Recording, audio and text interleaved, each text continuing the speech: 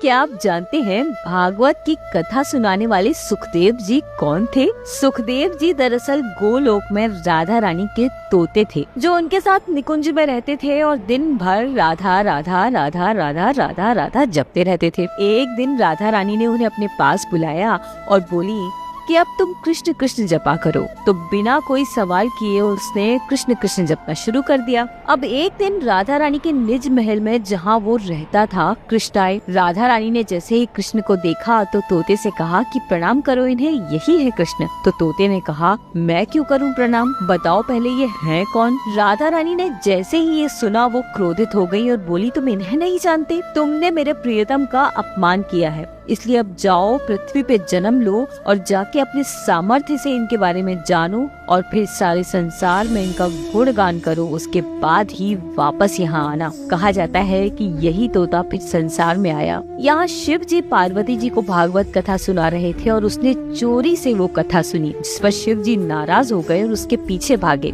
तब वो जाकर के व्यास जी की पत्नी के गद में छुप गया और फिर 12 साल बाद उसने सुखदेव के रूप में जन्म लिया। संपूर्ण जगत में उसके बाद उसने भागवत कथा सुनाई। राधे राधे।